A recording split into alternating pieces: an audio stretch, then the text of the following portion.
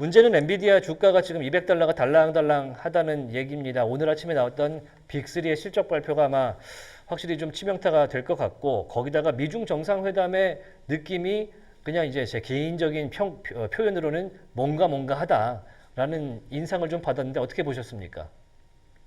네, 확실히 조금은 마이클 하트넷 그 뱅크 오브 아메리카 수석 전략가가 이제 이번에 어떻게 보면은 미중 무역 합의 이후로는 좀 셀더 뉴스가 정말 있을 수 있다라는 이야기를 했었는데 일부 확실히 그런 모습이 좀 보이고 있고요.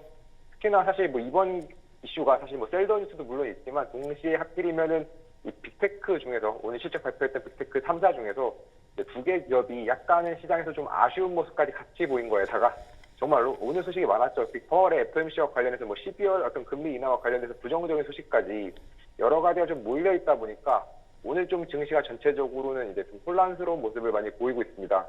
그렇지만 그럼에도 불구하고 사실 이 S&P 500을 좀 대표하는 지수를 추정하는 그 ETF죠. 스파이 같은 경우는 지금 이제 거의 100일이 넘는 기간, 거의 사실상 역사상 거의 네 번째로 긴 기간 동안 지금 50일선 위를 좀 유지하고 있는 만큼 아직까지는 그래도 상승 추세는 좀 남아 있거든요.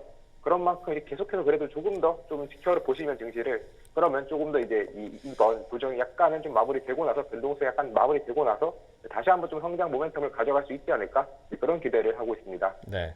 일단 워낙에 올랐기 때문에 그리고 뭐 오라클과 오픈 AI 그다음 엔비디아, AMD가 이제 폭풍을 한번 몰고 왔던 그 세션이 마무리가 된다는 느낌을 좀 받고 있습니다. 네. 그걸 GTC를 보면서 느끼기도 했는데 뭐 일단 뭐 지금 지정학적인 이슈들도 같이 한 턴이 넘어가는 느낌도 들거든요. 그래서 말씀드린 대로 미중 정상회담에 대한 내용과 평가를 좀 들어보면 좋을 것 같은데 시진핑 중국 국가주석과 트럼프 대통령이 굉장히 오랜만에 만났는데 저는 예전에도 이제 두 분의 만남을 방송한 적이 있어서 화면을 보면서 아, 두 분이 나이가 많이 드셨구나 어, 라는 생각을 좀 그럴 수 먼저 있겠다. 하기도 했습니다. 내용은 어떻게 봐야 되겠습니까? 내용을 본다면 사실 이제 시장에서 기대했던 것들이 완벽하게 좀 반영되지는 않았다라고 볼 수 있겠습니다. 일단 기존에 좀 어떻게 보면은 미리 실무진들 간에 협상을 하면서 좀 예상이 됐던 그리고 어느 정도 언론을 통해서 좀 흘러나왔던 이야기들이 좀 많이 현실화가 되었고요. 뭐 트럼프 대통령이 굉장히 또 긍정적이었다라고 평가를 했지만 뭐 사실 뭐 관세 트럼프 펜타닐 관세가 조금 내려가면서 중국 관세가 전체적으로 봤을 때 57%에서 뭐 47%로 인하되는 거 혹은 이제 중국의 어떤 농산품과 관련돼서 다시 한번 이렇게 중국이 쪽 구매를 하고 반대로 이제 또 히토리와 관련해서 한 1년 정도는 수출을 재개하는 사실 이 정도는 분명히 좋은 소식이지만 동시에 또 시장이 좀 예상을 했던 소식이고요. 또 특히나 이 회담이 끝나고 나서 뭐 따로 공동 기자회견 이런 걸 또 크게 안 하다 보니까 어떻게 보면 좀 시장에서도 이 부분은 조금 아쉽게 느꼈던 것 같습니다. 그리고 사실 여전히 특히 과제가 좀 남아 있는 게 어제 엔비디아가 이제 시가총액 5조 달러를 그 받은 과정 속에서는 분명히 좀 중요했던 거는 이제 중국으로 이제 블랙엘을 좀 판매할 수 있지 않을까 하는 기대감이 있었거든요. 그래서 이제 여기서 좀 어떻게 보면 추가적인 어떤 반도체와 관련된 어떤 이니셔티브가 있을까 시장을 좀 기대를 했는데 실제로는 이제 트럼프 대통령은 이제 블랙엘과 관련돼서는 그 어떤 뭐 논의도 하지 않았다. 대신에 뭐 엔비디아가 직접 뭐 중국과 이야기하는 것 정도는 뭐 허용한다라는 좀 이야기만 남기면서 오히려 좀 과제로 봤을 때는 이 블랙의 반도체 측면에서 확실히 여전히 좀 아쉽다라고 볼 수 있겠고요. 특히나 어제 이제 같이 나왔던 이야기 중 하나가 그 미국 하원에서 있는 그 중국 위원회 위원장이 첨단 어떤 반도체를 중국에 판매하는 것은 뭐 거의 이란에 무기를 만들 수 있는 수준의 굉장히 고농축된 우라늄을 공급하는 것과 같다라고 하면서 전체적인 이 경고를 했던 만큼 이번 소식은 전체적으로 봤을 때는 그냥 알던 뉴스가 좀 반복이 되고 거기에 추가적으로 기대했던 것이 좀 지켜지지 않았던 약간 좀 아쉬움이 남는 이런 이 미중 무역 회담이었다라고 보면 좋을 것 같습니다. 뭔가 많이 합의가 됐고 발표 건수도 상당했던 걸로 보이는데 까보면 이게 전술적인 일시정지다라는 평가 오늘 CNBC에서도 하기도 했습니다. 이런가 하면은 시장을 짓누르고 있는 부분이 또 한 가지가 있습니다. 오늘 새벽에 있었던 연방공개 시장위원회 10월 FOMC 회의에서 연준은 일단 25bp 0.25%포인트를 금리 인하했는데 이번에 한 건 한 거예요. 그런데 문제는 다음일 것 같습니다. 파월 의장의 코멘트 한번 들어봅니다. 네, 이번에 이제 딱 25bp 인하를 하면서 이제 큐티 종료까지 선언을 했죠.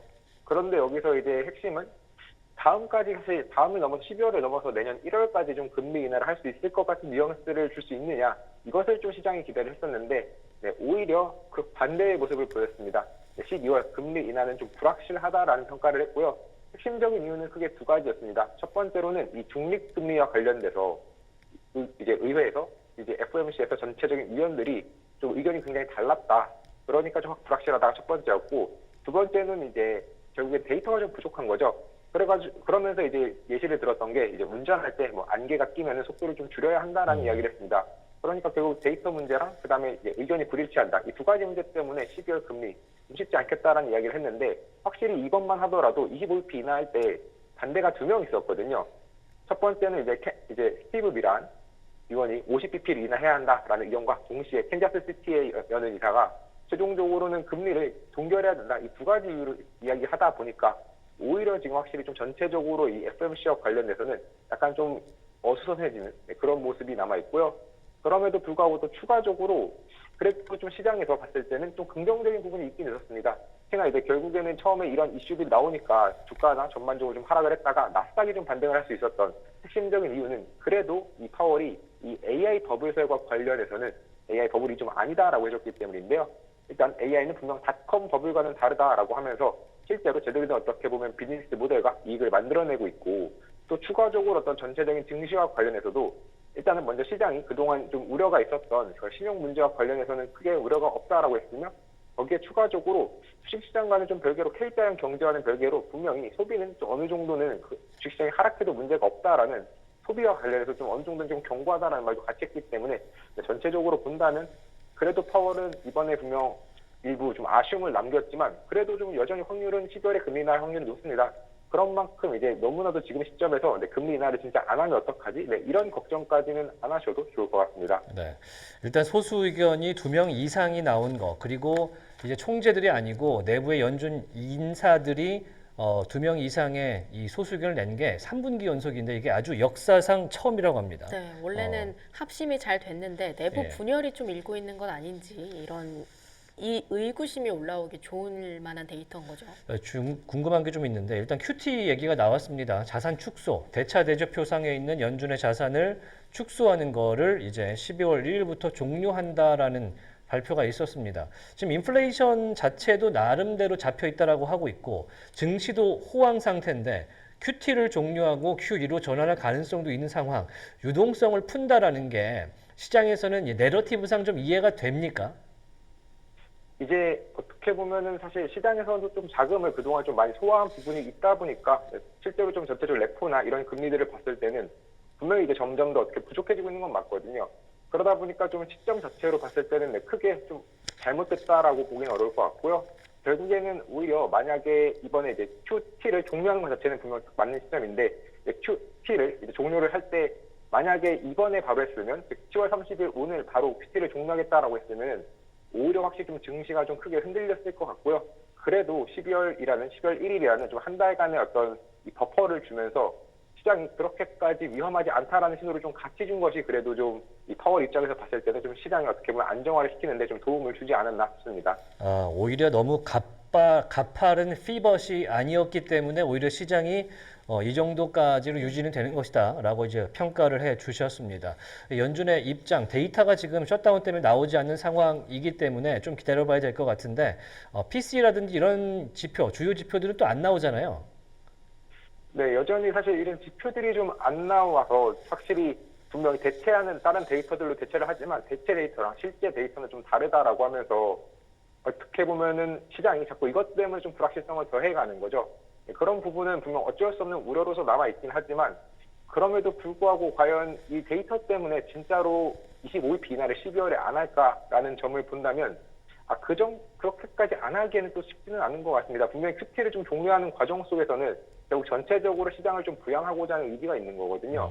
그런 걸 봤을 때 이제 결국에 또 아직까지 이제 이런 셧다운이 좀 지속이 되고 있지만 셧다운 자체도 분명 역사적으로 가장 길었던 기간이 또 35일간이고 하니까 그 기간을 좀 넘기지 않을 가능성까지 좀 감안한다라고 하면 그래도 이번에 좀 이런 데이터가 잘 안 나오는 것과는 별개로 전체적으로는 좀 긍정적인 어떤 12월 금리 인하를 좀 기대해 볼 수 있지 않을까 싶습니다. 그렇죠. 금리 인하 자체가 이제 시작된 것 자체가 노동시장의 둔화를 선제적으로 막기 위한 측면이 있다라고 이제 파월 의장도 인정을 했었는데 셧다운 때문에 지금 공공기관의 노동 쪽에 데이터에 문제가 생길 가능성이 대단히 높은 만큼 오히려 인하 쪽으로 가닥을 잡는 건 당연한 생각이다라는 생각도 제가 해보도록 하겠습니다. 자, 이번에 기업단의 실적 발표로 가야 되는데 빅3 알파벳 구글부터 좀 보겠습니다. 그나마 오늘 푸른색으로 상승을 좀 많이 수급을 받아가는 종목 중 하나인데 알파벳 어떻게 보셨습니까? 네, 알파벳 이번에 오늘 발표할 것으로 예상했던 그 기업들 중에서는 가장 그래도 좀 실적 이후에 좀 주가가 오르지 않을까 싶었는데 그래 정말로 굉장히 좀 긍정적인 실적을 보였습니다. 뭐 사실상 정말 완벽하다까지는 물론 완벽한 건 없다라고 봤을 때는 볼 수 있겠지, 안 좋게 볼 수도 있겠지만 정말 가장 완벽에 가까운 실적 발표였던 것 같고요. 특히나 뭐 사상 처음으로 매출이 이제 분기 단위로 봤을 때는 뭐 1,000억 달러가 넘긴 것부터 시작해서 매출, EPS 이상치 또 상회해줬고 어제 분명 말씀드렸던 것 중에 하나가 분명히 광고 단위는 매출 굉장히 중요하고 동시에 마진도 높고 그런데 반대로 이제 클라우드는 앞으로 성장성은 계속해서 보여줘야 하지만 상대적으로 마진이 적다 보니까 그 과정 속에서 이제 매출과 이익 간의 어떤 딜레마가 있다라고 했는데 그 딜레마를 정말로 좀 잘 해소해준 그런 실적이었습니다. 그러면서 이제 부문별로 봐도 뭐 광고, 검색, 뭐 유튜브 아니면 유료 구독자까지 모두 다 시장 예상치를 좀 상회해줬고요. 그런 만큼 확실히 전체적으로 봤을 때 이번 실적 굉장히 좋았고 특히나 굉장히 이 알파벳 실적에서 핵심적으로 봐야 되는 부분인 이 클라우드마저도 30%가 넘는 34%대 성장성을 보여줬습니다. 그러면서 이제 영업이익도 예상치 좀 상회했고요. 분명히 그리고 이 구글의 클라우드는 확실히 이 영업이익 예상치를 좀 상회했다라는 과정에서 같이 봐야 하는 게 바로 이 TPU입니다. 일반적으로 그 뒤에 있을 그 마이크로소프트 같은 경우는 그런 어떤 GPU 임대와 같이 장기적인 마진이 좀 안 남는 비즈니스에 대해서는 클라우드 계약을 받지 않는다라는 발표를 했었는데 반대로 그렇게 받지 않았던 계약에 대해서 구글은 받아도 되거든요. 왜냐하면 이익이 남습니다. 그리고 그 이익을 남길 수 있는 핵심적인 요인은 다른 기업들은 굉장히 비싼 그 엔비디아 GPU를 살 수밖에 없지만 구글은 CPU를 가지고 굉장히 경쟁력 있는 가격, 즉 마진을 많이 남길 수 있는 그런 CPU를 가지고 있는 거고요. 그런 만큼 구글은 사실상 뭐 경영진도 스스로 인정한 것처럼 거의 유일하게 하이퍼스케일러 중에서는 스스로 AI 모델도 만들고 스스로 AI 칩도 만드는 그걸 통해서 클라우드를 구축하는 그런 기업이니까 확실히 이 클라우드와 관련돼서는 현 시점에서는 가장 강력한 경제적 해자를 좀 구축하고 있는 그런 기업으로 보입니다. 그리고 이러한 상황 속에서 계속해서 당연히 클라우드와 관련된 수요도 굉장히 높다 보니까 캐펙스 투자도 대규모로 이루어지고 있고요. 특히나 이제 거의 앞으로 2년간은 거의 글로벌 데이터 센터를 뭐 2배로 성장하겠다라고 이야기하는 만큼 이런 광고, 클라우드까지 확실히 조금 더 잘 나와 있는 그런 모습을 보이고 있는데 여기서 이제 AI 경쟁력도 유지가 되고 있습니다. 제미나이 같은 경우 월간 활성 사용자 수가 거의 뭐 6억 5천만 명을 좀 돌파를 하면서 확실히 빠른 성장성을 보이고 있는데 실제로 이 생성형 AI 모델로 하는 매출이 거의 전년 동기 대비 200%의 증가를 했더라고요. 그리고 역시나 사실 AI와 관련돼서 좀 우려를 할 수밖에 없는 부분이 AI 뭐 오버뷰나 이런 전체적인 모델들을 쓰면은 기존에 있었던 이 광고 수익이 줄면 어떡하지? 사실 이런 생각을 할 수밖에 없는데 이번에 전통적인 검색과 뭐 사실상 이 매출 수익성은 유사하다. 실제로 오히려 이제 지금 현재 유료 클릭이라던가 CPC는 이 AI 도입하고 나서 7%다 증가했기 때문에 분명히 좀 큰 문제가 되지 않는다라고 했고 거기에다가 추가적으로 이제 기존에 있던 클라우드 고객들은 다 지금 이 제미나이를 포함해서 이 전체적인 알파벳의 이 AI 제품들 사용하고 있는 만큼 확실히 지금 엔비디아는 엔비디아가 아니고 이제 알파벳 같은 경우는 AI, 클라우드 그리고 전체적인 기존 비즈니스까지 모든 것을 좀 더 잘 지켰던 그런 실적이라고 보면 좋을 것 같습니다. 확실히 그렇다 보니까 오늘 알파벳이 크게 움직이긴 합니다. 전체적으로 330달러부터 시작해서 굉장히 높은 상향골이 나왔기 때문에 앞으로가 더욱더 기대되지 않을까 싶은데요. 뭐 요즘 근데 AI 관련한 회사들 뭐 어제 엔비디아가 우버하고 파트너십을 함께 하겠다라고 이야기를 한 것도 그렇고 이번에는 또 제미나이를 또 웨이모와 함께 통합한다라는 이슈들도 같이 나오고 있는 것 같더라고요. 네, 이번에 그 어닝콜에서 애널리스트가 질문했던 것 중 하나가 혹시나 이제 제미나이랑 웨이모랑 좀 통합할 생각이 없냐라는 질문이었습니다. 그런데 정말로 자신들 그거 몇 주 뒤에 실제로 통합할 생각이 있었다라고 했고요. 그렇게 되면 어떤 것들이 좀 실제로 이루어질 것이냐. 일단 가장 먼저 나오게 될 가능성은 그 제미나이로 웨이모를 예약하는 겁니다. 그러면 이제 특히나 그 예약하는 과정 속에서 제미나이가 구글 캘린더나 이런 것을 보고 실제로 예약이 좀 필요한 상황이나 그런 걸 좀 미리 감안해가지고 이야기를 해주는 그런 것이 충분히 가능할 것으로 보이고요. 거기에 이제 어떻게 보면 추가적으로 한 단계 더 나아가서 생각하게 되면은 웨이모에는 이제 다 캠이 있죠. 즉 이제 인바디드 AI가 가능한 그 하드웨어들이 있습니다.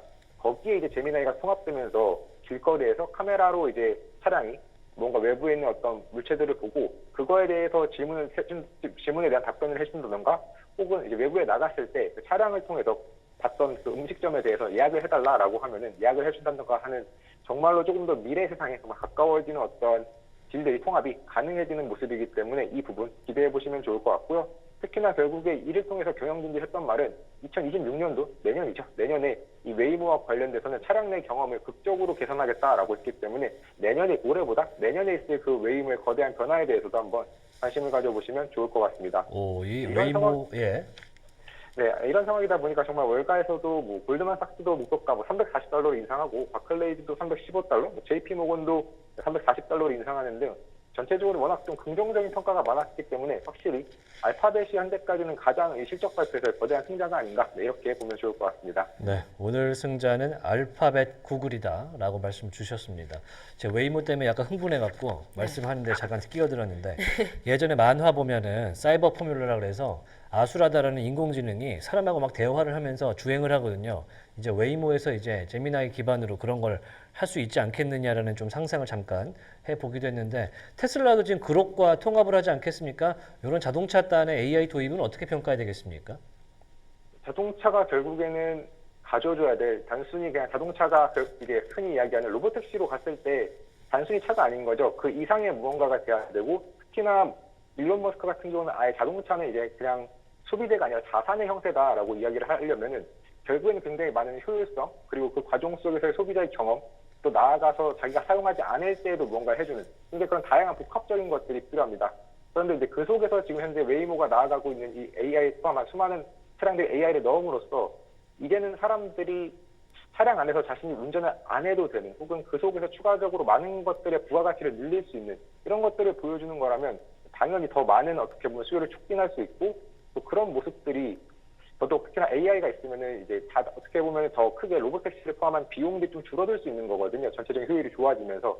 그러면 사실 전체 시장의 PEM 커지는 것도 중요해지는 만큼 AI를 계속해서 자율주행 차량에 전기차에 통합시키는 것은 반드시 이제 좀 전체 시장을 키우기 위해서 필요한 행동이다라고 보고 있습니다.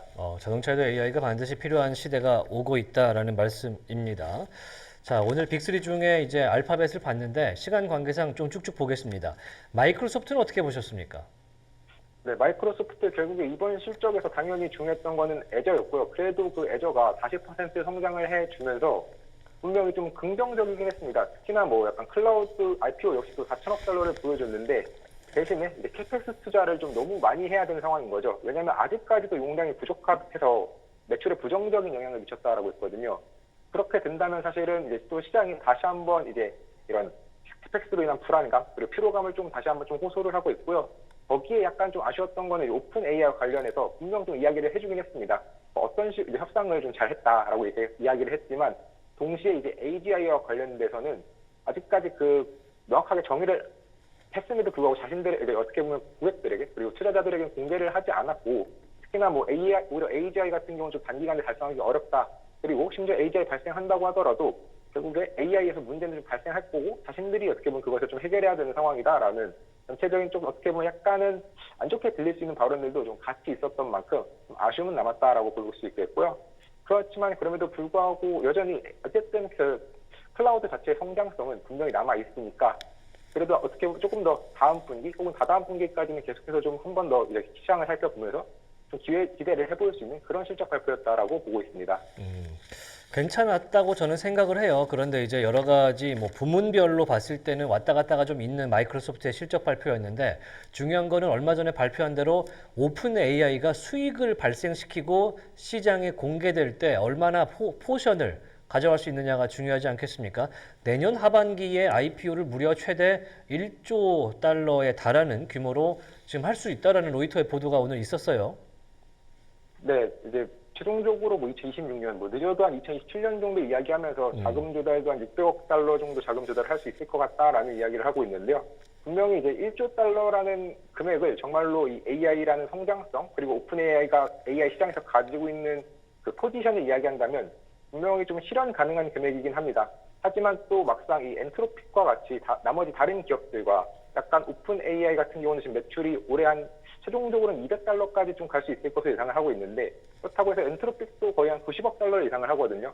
하지만 그렇다고 해서 엔트로픽이 그에 맞춰서 막 $4천억 시총을 막 이야기하고 있지는 않습니다. 그렇기 때문에 오픈 AI는 반드시 그 이상의 무언가 추가적인 매출을 보여줘야 할 것이고요. 그리고 그것을 위해서 지금 굉장히 빠르게 뭐 월마트라던가 아니면 페이팔이라던가 그 외에도 수많은 기업들이랑 파트너십을 맺고 있는 만큼 이 오픈 AI는 매출을 키우기 위한 굉장히 다양한 파트너십을 앞으로도 좀 진행을 할 것이기 때문에 전체적으로 증시는 앞으로도 이 파트너십 발표로 인해서 추가적인 어떤 폭등하는 현상들이 조금씩 나올 수 있지 않을까, 네, 그런 기대를 해볼 수 있을 것 같습니다. 네. 오픈 AI 뭐 내년에 뭐 IPO 얘기가 나올 테니까 어찌됐든 좀 기다려 보시죠. 네. 메타로 한번 넘어가 보겠습니다. 시간이 많지 않은데 메타 일단 오늘 엄청나게 빠지고 있고요. 다들 아시다시피 주당 순이익 EPS가 시장 예상치 크게 하회했다라는 점이 좀 부담거리입니다. 대체 뭐가 문제였습니까?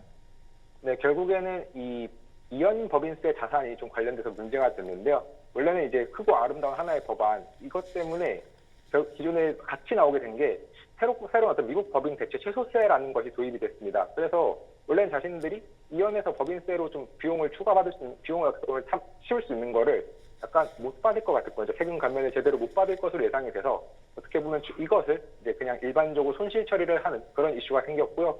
이로 인해서 지금 $159억 좀 일회성 비용이 생기면서 전체적으로는 이제 예상치를 정말 EPS를 대규모로 좀 하회하게 됐는데, 대신에 만약에 이 문제만 아니었다면, 이 이연 법인세와 관련된 문제만 아니었다면 오히려 EPS는 $7.25를 예상했다라고 하기 때문에 오히려 이거 자체는 그냥 하나의 이벤트로 볼 수 있을 것 같습니다.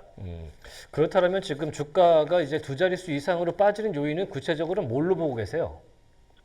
우선은 이제 결국 저는 AI와 관련돼서 ROI가 좀 안 좋게 나온 부분이 좀 아쉬웠는데요. 왜냐하면은 예를 들어서 페이스북 같은 경우 사용 시간이 분명 원래 AI 대규모로 이런 식으로 많이 투자를 하게 되면은 분명 페이스북 사용 시간이라던가 광고 전환율 이런 것들이 좀 획기적으로 올라와줘야 됩니다.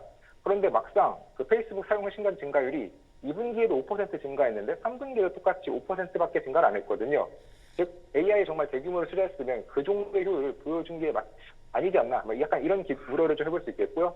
역시나 그 인스타그램 역시도 전환율이 2분기에는 5%였는데 3분기 2%로 오히려 좀 낮아졌습니다. 성장률 자체는 증가했지만 그 성장률의 폭이 오히려 줄었기 때문에 전체적으로 본다면 이 AI ROI가 확실히 좀 시장에서 우려를 표했고, 거기에 캐펙스 투자를 좀 계속적으로 진행하겠다라는 것들이 전체적으로 보면 시장의 우려를 좀 키우고 있는 것으로 보입니다. 네, 오늘 메타는 250억 달러 규모의 회사채 발행 소식도 들어와 있는 만큼 지속적인 자금 투입 이슈가 좀 있을 것 같습니다.